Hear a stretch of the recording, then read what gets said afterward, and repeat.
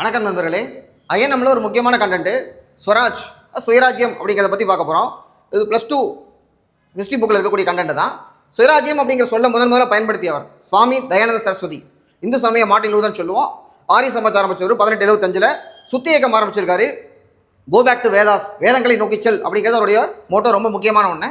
அடுத்து பார்த்தோம்னா சுயராஜ்யம் என்ற கருத்தை மக்களே கொண்டு வந்தவர் யார் அப்படின்னு பார்த்தோம்னா ஜஸ்டிஸ் எம்ஜி ரானடே, மகாதேவ் கோவிந்த் ரானடே. அவருக்கு வந்து பார்த்தோம்னா நமக்கு நிறைய கொஸ்டின் இருக்குது. அது விடோ ரீமேரேஜ் அசோசியேஷன் 1861, அதுக்கப்புறம் தக்கான கல்விக் கழகம் 1884, பூனா சர்வஜனிக் சபா 1870, அந்த மாதிரி கேட்கப்பட்டிருக்கு. அப்புறமா பார்த்தோம்னா ஆத்மாராம் பாண்டுரங்க ஆரம்பிச்ச பிரார்த்தனை சமாஜத்தில் ஒரு மெம்பர், அது 1867 ஆரம்பிக்கப்பட்டது. இவர் இந்த கருத்தை சுயராஜ்யத்தை பிரபலப்படுத்துறது 1872. அடுத்து காங்கிரஸ் கூட்டத்தில் ஸ்வராஜ் பற்றி பேசினவர் யாருன்னு பார்த்தோம்னா தாதாபாய் நவ்ரோஜி 1906. இது என்ன முக்கியம்னா 1885 ஆரம்பிக்கப்பட்ட இந்திய தேசிய காங்கிரஸ் ஆரம்பித்த உடனே எங்களுக்கு சுதந்திரம் வேணும், சுயராஜ்யம் வேணும்னு கேட்கல. அது படிப்படியாக எவால்வ் ஆயிருக்கு.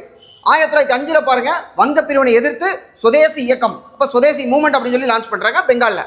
அதுக்கப்புறம் அதுக்கு அடுத்த வருஷம் 1906 சுதேசி ஸ்டீம் நேவிகேஷன் கம்பெனி, வஉசி கப்பலோட்டிய தமிழன் செக்கிழுத்த செம்மல் அவரால் ஆரம்பிக்கப்படுவது 1906.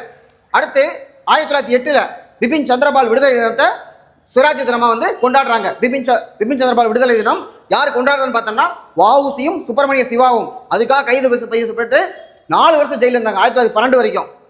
அது மார்ச் 9, 1908.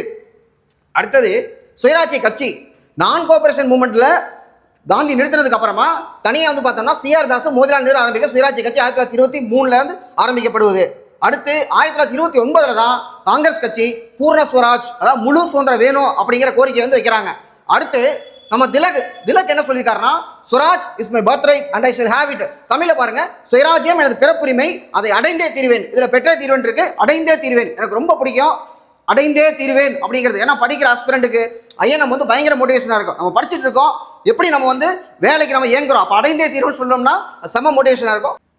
காந்தி என்ன சொல்லியிருக்காரு அப்படின்னு பார்த்தோம்னா என் கருத்தில் சுவராஜ் என்பது மக்கள் தம்மை தாமே கட்டுப்படுத்திக் கொள்ளுதல், அதாவது self rule or self control அப்படின்னு சொல்றாரு. அப்புறமா காந்தியை பொறுத்த வரைக்கும் கிராம சுயராஜ்யம் அப்படிங்கிறாரு. ஆர்டிகல் 40 நம்ம வந்து பார்த்தோம்னா பஞ்சாயத்து ராஜை பற்றி சொல்லக்கூடிய ஆர்டிகல் வந்து ஆர்டிகல் 40, அது காந்தியன் பிரின்சிபல் சொல்லி டிபிஎஸ்பி நம்ம சொல்லுவோம். அடுத்து கிராமங்களை வந்து இந்தியாவின் உயிர் நாடிகள் சொல்றது மகாத்மா காந்தி தான். அடுத்து பாருங்க, ஒரு கொஸ்டினை பார்த்துருவோம். சுதேசி வஸ்து பிரச்சாரணி சபா யாரு? லோகமானிய திலக். சுதேசி சங்கம் சுப்பிரமணிய பாரதி. சுதேசி ஸ்டீம் நேவிகேஷன் நிறுவனம் குழந்தை கேட்ட கூட தெரியும், வஉசி அப்படிங்கிற நமக்கு தெரிஞ்சிருக்கும். அடுத்து சுதேசி பந்தவ சமிதி அப்படிங்கிறது பார்த்தோம்னா சுதேசி போராட்ட தப்ப அஸ்வினி குமார் தத் ஏகே தத்தால் ஆரம்பிக்கப்பட்டது. ஜி சுப்பிரமணியம் சொல்லியிருக்காங்க, தவறான ஒன்று. அப்போ 1, 2, 3 இஸ் கரெக்ட். தேங்க்யூ.